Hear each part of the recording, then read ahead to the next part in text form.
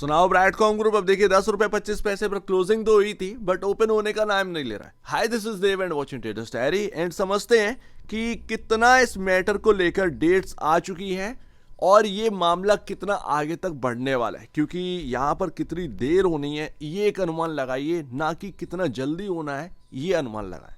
तो अभी देखिए 3 पेटिशनर्स हैं जिन्होंने केस को फाइल किया था यहाँ पर तेलंगाना हाई कोर्ट के अंदर। पहला यहाँ पर ब्राडकॉम ग्रुप लिमिटेड, दूसरे सुरेश कुमार रेड्डी एंड तीसरे वो 2 जन जो इन्वेस्टर हैं ब्राडकॉम ग्रुप के, जिन्होंने बीएसई के खिलाफ केस दर्ज किया है। तो यहाँ पर अगर आप देखेंगे जो पहले पेटिशनर नेम है ब्राडकॉम ग्रुप लिमिटेड, उनका सीधा हाथ है सेबी के साथ, जो कि अभी उनका केस जो है वो पेंडिंग दिखा रहा है। अभी यहाँ पर ना ये मई में एक छुट्टी हो जाती है, तो यहां पर आप समझ लीजिए ये पूरा मई गया। मई में कुछ नहीं होना है, जून में जो कुछ भी होना है जून में होगा। पेटिशनर नंबर 2 सुरेश कुमार रेड्डी, यहां पर मई में जो इनका भी सेबी के साथ ही यहां पर पंगा है, पेंडिंग यहां पर दिखा रहा है। इनका मई में, ये नियर मई में, ये शायद 2-4 मई के आसपास यहां पर ना इनका हियरिंग है सेबी के जो रेस्पोंडेंट है उनके खिलाफ। तो वो यहां पर देखना होगा। सुरेश कुमार रेड्डी जी का नियर टाइम में यहाँ पर आ जाता है, लेकिन उससे भी ज़्यादा नियर टाइम में अभी 1-2 दिन बाद यहाँ पर जो है जो 2 इन्वेस्टर्स हैं उनकी हियरिंग है। अजय कुमार गौड रंगा, जो कि इन्वेस्टर है ब्राडकॉम ग्रुप के, तीसरे पेटिशनर, एंड इनके साथ एक और जन है, ठीक है। इनका यहाँ पर जो है जो नेक्स्ट हियरिंग है वो 25/4 यानी कि 25 अप्रैल को है। ये ध्यान में रखना है। अब थोड़ा सा कंफ्यूजन होगा। पेटिशनर जो है अजय कुमार गौड रंगा, जो कि इन्वेस्टर है ब्राडकॉम ग्रुप के, उनका 2 हियरिंग है। बीएसई के सीईओ के साथ यहां पर सीधा पंगा है 25 तारीख को। सुंदरा रमन रामामूर्ति, बीएसई के सीईओ, जो कि यहां पर ना इनकी नेक्स्ट हियरिंग जो पड़ेगी वो 25 तारीख को, ठीक है, नोट कर लीजिए 25 अप्रैल को। फिर यहां पर अजय कुमार गौड रंगा जी का एक और यहां पर जो हियरिंग है जो कि 22 अप्रैल को है, वो बॉम्बे स्टॉक एक्सचेंज लिमिटेड के साथ है। उसमें पूरा बॉम्बे स्टॉक एक्सचेंज लिमिटेड आ जाता है, पूरा कंपनी आ जाता है, बट कंपनी के जो सीईओ है उनका जो डायरेक्ट हियरिंग है वो 25 अप्रैल को है। तो 22 अप्रैल को यहां पर आपका जो दिखेगा वो बीएसई के साथ हियरिंग दिखेगी, 25 अप्रैल को बीएसई के सीईओ के साथ। अब देखिए 17 अप्रैल को यहां पर लीगल अपडेट आ गया था। थोड़ा अनुमान लगाने की कोशिश करते हैं कि ये मामला कितना खिंचने वाला है। मामला स्ट्रांग है या नहीं है ये बात की बात है, खिंचने कितना वाला है ये थोड़ा सा बात करते हैं। यहां पर अगर आप देखेंगे तेलंगाना हाई कोर्ट और यहां पर सिक्योरिटी सेट के अंदर रेगुलेटरी एंड प्रोसीजरल मैटर्स को लेकर यहां पर कंसर्न जताया गया है। उसके ऊपर लीगल जो प्रोसीडिंग्स है वो यहां पर होनी है। सेट ने इतना लंबा मामला खींच दिया है जिसकी कोई हद नहीं है। 14 अप्रैल को बीएसई ने फाइल कर दिया था काउंटर एफिडेविट, जो कि यहां पर वो करना था।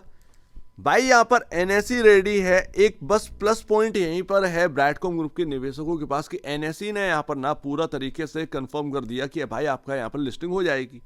बीएसई राजी नहीं, बीएसई यहां पर थोड़ा सा अटके हुए हैं। ये आपका यहां पर ना प्लस पॉइंट है, बस और कुछ भी प्लस पॉइंट नहीं है अभी। बाकी का यहां पर 12 घंटे के भीतर यहां पर फाइल कर दिया ब्राडकॉम ग्रुप ने 15 अप्रैल को। एंड यहां पर थोड़ा सा यहां पर आप समझिए ब्राडकॉम ग्रुप की जो लीगल टीम है वो इस बात को समझते हैं कि यहाँ पर लिस्टिंग जो है वो जल्द से जल्द हो, तो उसके लिए यहाँ पर ना कोशिश जारी है। तो यहाँ पर जो तेलंगाना हाई कोर्ट है उन्होंने 22 अप्रैल 2025 का यहाँ पर डेट दिया है। Telangana high court contempt case number आपके सामने है। नेक्स्ट हियरिंग 17 अप्रैल को होनी थी। बीएसई ने अभी तक कोई भी रिटन रिस्पॉन्स को फाइल नहीं करते हुए देखने को मिले। तो ये चल रहा है बीएसई तो पूरा मनमानी पर तुला है, ये तो कन्फर्म है। सेट का यहां पर आप देखिएगा, सेट ने देखिए कितना लंबा मामला खींचे। 16 अप्रैल को यहां पर था, उसको यहां पर नहीं कर पाए। अब उन्होंने रीजन भी दिया है, भाई ये लिखा हुआ रीजन है, लेकिन नेक्स्ट हियरिंग डेट आप देखो कब की दी है, 30 जून 2025। अब आप समझ रहे हो ना, सेट की तरफ से 30 जून 2025 तक ये मामला यहाँ पर ना सॉल्व नहीं होने वाला है। और वो 30 जून को जो नेक्स्ट हियरिंग होगी उस पर भी एक डेट यहाँ पर कहीं ना कहीं मिल जाएगी। एकदम से तो सॉल्व होने नहीं वाला है, ये पूरी बात यहाँ पर चल रही है। अब यहाँ पर सेट तब यहाँ पर परेशान हो जाएंगे कि 30 जून से पहले तेलंगाना हाई कोर्ट कुछ एक बहुत ही बेहतरीन ऑर्डर दे दें बीएसई के खिलाफ, मजबूरन उसको यहाँ पर सेट को मानना पड़ेगा, तो यहाँ पर 30 जून को बात सॉल्व हो सकती है, अदरवाइज नहीं होगी। नेक्स्ट डेट में इनको अटका दिया जाए। तो बहुत पछड़ कट्ठी गाना है भाई। यहाँ पर आप समझ गए होंगे कि मैं आपको रेगुलर अपडेट क्यों नहीं देता हूँ। दिमाग घूम जाता है, दिमाग का दही हो चुका है। वही चीज़ें सारी रिपीट रिपीट रिपीट रिपीट कर कर कर समझ में नहीं आ रहा कि मामला जाके। एक बात तो समझ में आ गई है कि ये कोई पर्सनल फाइट है। एनएससी को कोई प्रॉब्लम नहीं है, बीएसई को ही क्यों प्रॉब्लम है भाई। जो डॉक्यूमेंट नेशनल स्टॉक एक्सचेंज से बड़े थोड़े ही हैं आप, होंगे आप पुराने बीएसई, लेकिन एनएससी से बड़े थोड़े ही हैं। एनएससी दिग्गज है आज के टाइम में, वो रहेगा। पॉपुलैरिटी है एनएससी की, बीएसई उस बराबर आ नहीं पाएंगे, ये तो क्लियर है। तो वो जो बीएसई है ना, उनका पता नहीं क्या डॉक्यूमेंटेशन का भाई प्रॉब्लम है, वो सॉल्व ही नहीं कर पा रहे। अलग कुछ डॉक्यूमेंट लगते हो तो बात अलग है भाई। एनएससी को तो वो तो कंफर्म कर चुके हैं, यहीं पर बीएसई फंस जाता है, यहीं प्लस पॉइंट आपका बन जाता है, बस और कुछ नहीं। लेकिन दिक्कत ये प्लस पॉइंट तो है, टाइम कितना टेकन है ये किसी को नहीं पता। क्या भाई 30 जून को यहाँ पर सेट, उससे पहले अगर तेलंगाना हाई कोर्ट से अच्छी न्यूज़ नहीं आई तो वो सेट तो नेक्स्ट हियरिंग डेट दे देगा। अब वो 30 जून के बाद पता चला वो यहाँ पर ना 30 जुलाई की दे रहे हैं भाई, पूरा 30 दिन चले जा रहे हैं उसके अंदर भीतर भीतर। आप समझ रहे हो ना कि मैं क्या कहने की कोशिश कर रहा हूँ। तो ये मामला जो है ना वो कहाँ की तरफ जा रहा है पता नहीं है, बस इतना ही समझ में आ रहा है ये फाइट है ईगो की। बीएसई का अपना ईगो है, ईगो इशू है, पता नहीं है। सेबी का अपना ईगो इशू है, पता नहीं है। सीधी सी बात है, क्योंकि जो जीत हुई ना 3 साल बाद, मैं आपको बता चुका हूं पीसी ज्वेलर में, ठीक है ना, तो वो जीत हो गई उनकी।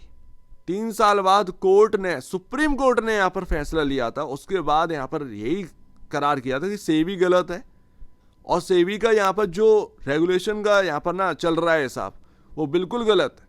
सही तरीके से आप रेगुलेट नहीं कर रहे। उसके बाद क्या हुआ? कुछ नहीं हुआ। पीसी ज्वेलर जीत तो गया, लेकिन उनके हाथ आया क्या? उनके निवेशक के हाथ आया क्या? कुछ नहीं आया।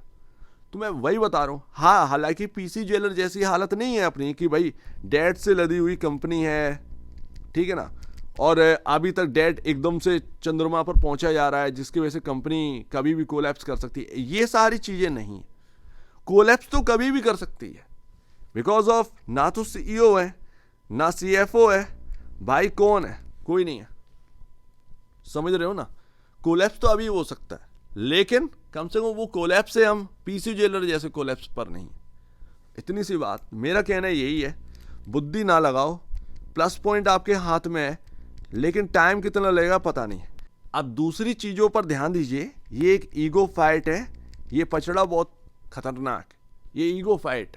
अब वो किसका यहाँ पर ईगो यहाँ पर ना ख़त्म होते हुए नज़र आएगा पता नहीं, ठीक है ना। बट अभी तक यहाँ पर टाइम हो गया है। यहाँ पर मैं मैनेजमेंट का भी यही देख रहा हूँ कि ऑडिटर को लेकर अभी तक सिंगल न्यूज़ नहीं आई कि एनएससी 100 का कोई ऑडिटर इनके पास आ गया हो, उनको इन्होंने साइन कर लिया हो। अभी तक यहाँ पर ना ऑडिटर के ऊपर एक सिंगल न्यूज़ नहीं आई। तो आप फिर तो यहाँ पर ना लीगल टीम वो तो लीगली देखती रहेगी, लेकिन उसके पीछे जो चीज़ें सुधारनी अभी भी बाकी हैं उसका क्या? Q4 के नंबर अभी कभी भी आ सकते हैं, चलो अच्छी बात है, टाइमली आ रहे हैं। बट ऑडिटर का क्या?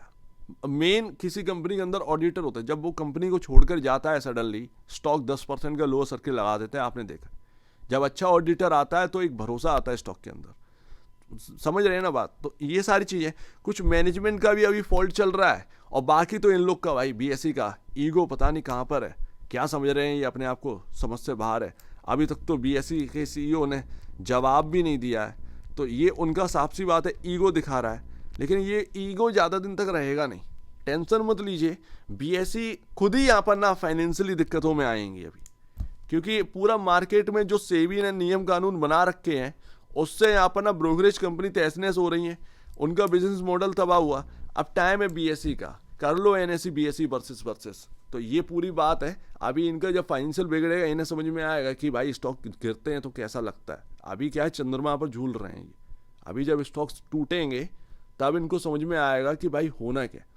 हालांकि मैं कोई यहाँ पर ये नहीं बोल रहा हूँ कि BSE के स्टॉक को शॉर्ट कर दीजिए, कोई पर्सनल रिकमेंडेशन नहीं है, बट ये चीज़ मैं आपको ना मार्केट में जो एंजल वन में हो रहा है या बाकी ब्रोकरेज कंपनी में हो रहा है उस हिसाब से मैं आपको बता रहा हूँ। एंड ये इस हिसाब से बता रहा हूँ कि BSE के CEO को अकल ठिकाने आए कि भाई साहब जब स्टॉक गिरता है या फिर स्टॉक के साथ कुछ गलत होता है तो यहाँ पर कैसा लगता है इन्वेस्टर्स को, वैसे ही आपको भी चुभेगा, क्योंकि तुम भी शेयर होल्डर हो थोड़े से BSE के अंदर, कुछ तो शेयर होंगे तुम्हारे पास भी। सो उम्मीद है काफ़ी कुछ आपको समझ में आया होगा। नेक्स्ट ईयरिंग जो भी होगी मैं आपको यहाँ पर अपडेट दे दूंगा, लेकिन सच पूछिए तो अपडेट देने का बिल्कुल भी अब मन नहीं करता है ब्रैडकॉम ग्रुप के अंदर। ये हालत हो चुकी है, ये फैक्ट है, ठीक है ना। कितना अपडेट अपने मन से बनाते रहें, पूरी बात यहाँ पर ये आ जाती। थक चुके हैं अभी, पक चुके हैं अभी इस मैटर से, सॉल्व भी होने का नाम नहीं ले रहा है। ईगो बहुत बड़ा यहाँ पर ईगो इशू आ चुका है इसके अंदर। ब्रैडकॉम ग्रुप का फाइनेंशियली मामला तो बहुत दूर की बात है, ये ईगो वाला मामला आ चुका है, एक्सचेंज वर्सेस ब्रैडकॉम, तो बस यही चल रहा है। सो उम्मीद है काफ़ी कुछ आपको समझ में आया होगा।